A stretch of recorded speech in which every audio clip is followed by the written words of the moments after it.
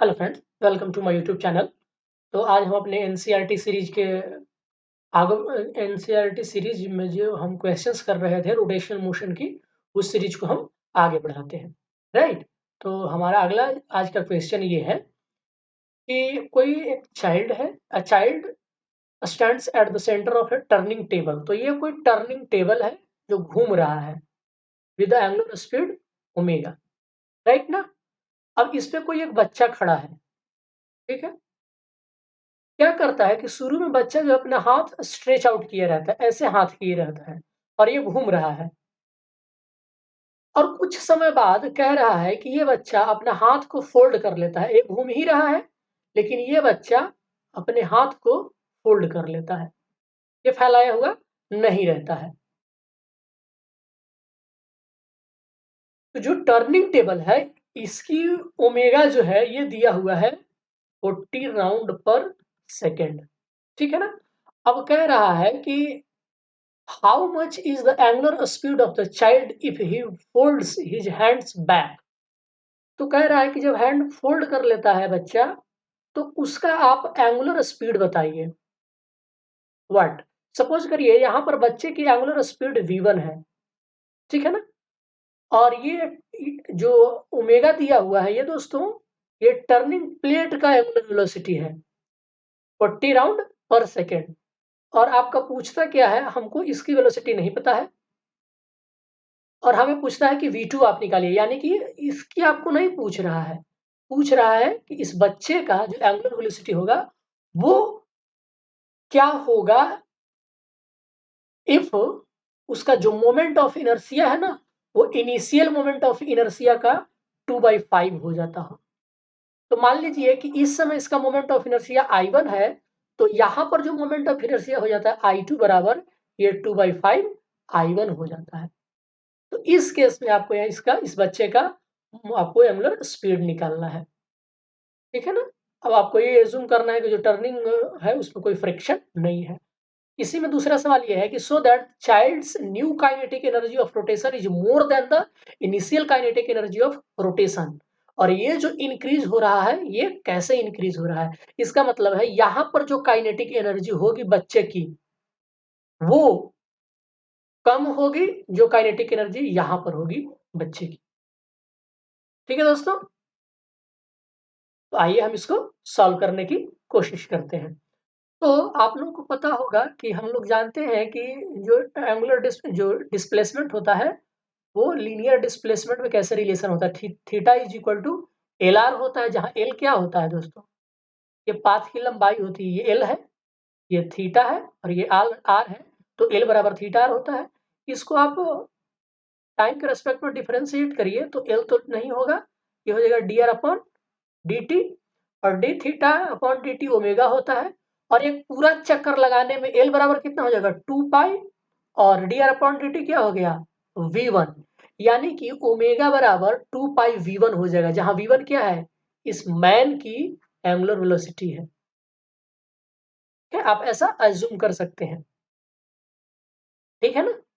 अगर आप चाहें तो इससे इसको कंसीडर भी नहीं कर सकते। आइए हम देखते हैं। तो आपके पास ओमेगा 1 दिया हुआ है, मतलब कि इनिशियल एंगुलर वेलोसिटी इसकी ओमेगा 1 दिया हुआ है कितना 40 राउंड पर सेकेंड। ठीक है। अगर ये चक्रीय एक राउंड घूमेगा तो आदमी भी तो एक राउंड घूम जाएगा ना। तो ओमेगा 1 दिया हुआ है, आपको ओमेगा 2 पूछ रहा है व्हाट 40 राउंड पर सेकेंड। आपका I2 दिया हुआ है moment of inertia 2/5 I1। I1 इस केस में मोमेंट ऑफ इनर्शिया है और I2 इस केस में मोमेंट ऑफ इनर्शिया है। तो law of conservation of angular momentum आपको याद हो तो आइए हम लोग यहाँ पर अप्लाई करते हैं। Law of conservation of angular momentum कहता है कि सिस्टम में कोई अगर टॉर्क लगाने से पहले जो मोमेंट है तो और एंगुलर एक्सेलरेशन दोनों का प्रोडक्ट जो होता है, सिस्टम में फोर्स लगाने के बाद मोमेंट ऑफ इनर्शिया और एंगुलर स्पीड के प्रोडक्ट के बराबर होता है, कांस्टेंट होता है, कंजर्व रहता है। तो I1 आपका I1 है। ठीक है ना।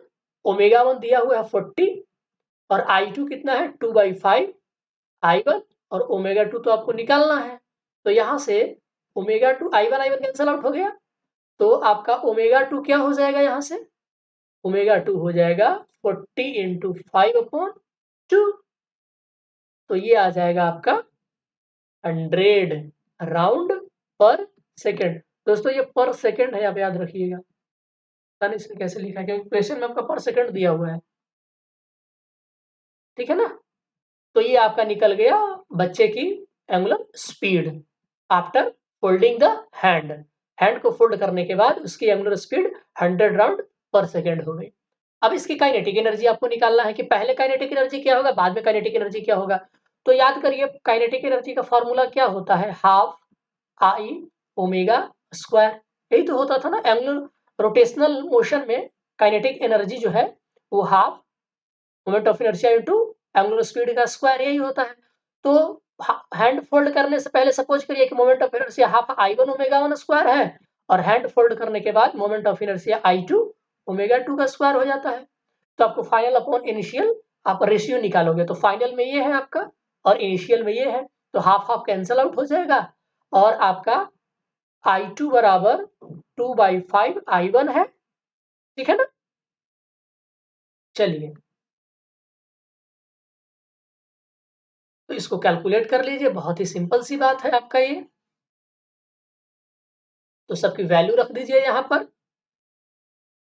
हमने निकाल लिया है ओमेगा 1 ओमेगा 2, तो ओमेगा 2 आ गया है 100 का स्क्वायर अपॉन ओमेगा 1 कितना था 40 का स्क्वायर, और आपका I2 कितना है 2/5 I1, तो 2/5 I1 अपॉन I1, तो I1 कैंसिल हो जाएगा, 2/5 नीचे आएगा, यानी कि 100 इंटू 100 अपॉन 40 इंटू 40, और देखिए 5 नीचे रह जाएगा, 2 ऊपर चला जाएगा।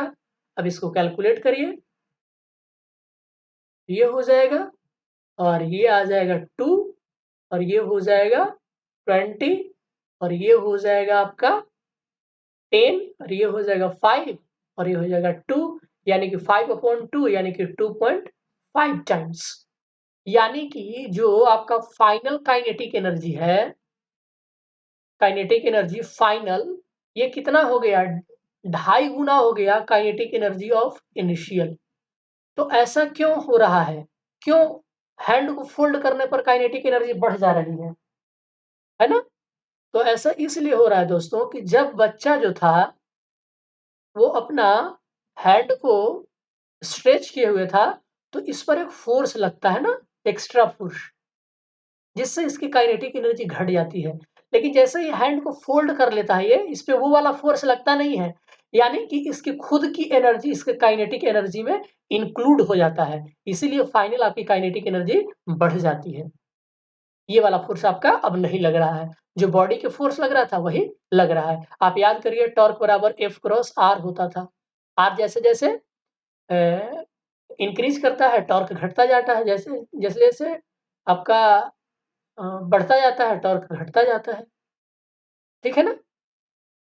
तो उसी का ये बात है, आपका मोमेंट ऑफ इनर्शिया कम होता जाता है, मोमेंट ऑफ इनर्शिया कम होता जाता है क्योंकि कोई इस पे फोर्स नहीं लगता है। तो इस वजह से काइनेटिक एनर्जी आपकी बढ़ जाती है, क्योंकि इसकी जो अपनी एनर्जी थी वो इंक्लूडेड हो गई इसी में, क्योंकि पहले जो अर्थ मतलब कोई भी एक्स्ट्रा हाथ फैलाया हुआ है तो अर्थ तो खींचेगा ही ना अपनी एनर्जी से। तो ये बात है। चलिए अगला क्वेश्चन देखते हैं, कह रहा है कि ये कोई रूप है, उसका मास नेग्लिजिबल है, ठीक है ना, वो हॉलो सिलेंडर के ऊपर लपेटा हुआ है। तो सपोज करिए कि ये आपका एक हॉलो सिलेंडर है, इसके ऊपर ऐसे ऐसे रोप लपेटा हुआ है, ठीक है। हॉलो सिलेंडर का मास दिया हुआ है 3 kg और रेडियस दिया हुआ है 40 सेंटीमीटर। कह रहा है कि what is the angular acceleration of the cylinder if the rope is pulled with the force of 90 Newton. अब कह रहा है कि इस रोप को, सॉरी 30 न्यूटन से खींचिए, तो ये जो आपका हॉलो सिलेंडर है इस एक्सिस ऑफ सिमेट्री के अबाउट रोटेट करेगा ना, करेगा कि नहीं करेगा। तो सपोज करिए कि उसका एंगुलर एक्सेलरेशन अल्फा है, ठीक है।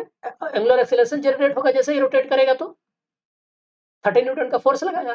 तो देखिए रोप में लीनियर एक्सेलरेशन जनरेट हो जाएगा सिर्फ ए, लेकिन हॉलो सिलेंडर में एंगुलर एक्सेलरेशन जनरेट होगा अल्फा, ठीक है। तो आपको ये पता यही निकालना है कि लीनियर एक्सेलरेशन कितना होगा जो रोप में प्रोड्यूस होता है, और एंगुलर एक्सेलरेशन निकालना है सिलेंडर के अंदर, राइट। तो चलिए हम लोग जानते हैं कि एंगुलर एक्सेलरेशन बराबर होता है, याद है ना, I alpha, tau is equal to I alpha, और जो लीनियर एक्सेलरेशन होता है ये होता है आर इंटू वी, और angular acceleration alpha is equal to R omega. याद होगा सबको। आइए इसी चीज का हम इस्तेमाल करते हैं। तो बाकी आप फिगर समझ गए अच्छे से।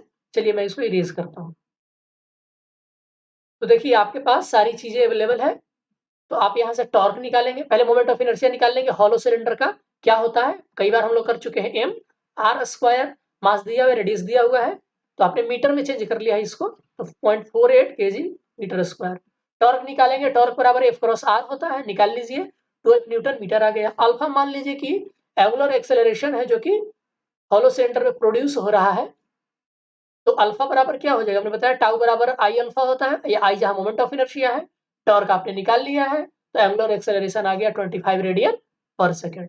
अब लीनियर एक्सेलरेशन क्या होता है, तो आर इंटू, जैसे वहां होता था v बराबर ओमेगा आर, जहां ये एंगुलर वेलोसिटी है, लीनियर वेलोसिटी है, तो यही आपका चेंज हो जाएगा, लीनियर वेलोसिटी बराबर R into angular velocity. Simply इसी का हमने इस्तेमाल किया है, आपने ये निकाल लिया है, आर आपको पता है, मल्टीप्लाई कर दिए तो 100 मीटर पर सेकेंड रोप का निकल गया ये। तो ये दोस्तों बहुत ही सिंपल सा क्वेश्चन था। अगला क्वेश्चन भी आप कर लीजिए, बहुत ही आसान है। कह रहा है कि to maintain a rotator at a uniform angular speed of 200 radian per second, an engine needs to transmit a torque of 180 newton metre. What is the power of the engine required. तो पावर बराबर क्या होता है, tau omega, omega दिया हुआ है, tau दिया हुआ है, जब निकाल लीजिए। बहुत ही सिंपल सा सवाल था। ठीक है दोस्तों, तो हम आगे अपने सीरीज को आगे बढ़ाते हुए कुछ नए क्वेश्चंस करेंगे अगले दिन। तो आज के लिए बस इतना ही, मिलते हैं नेक्स्ट वीडियो में, तब तक के लिए आप सबका बहुत बहुत शुक्रिया, धन्यवाद।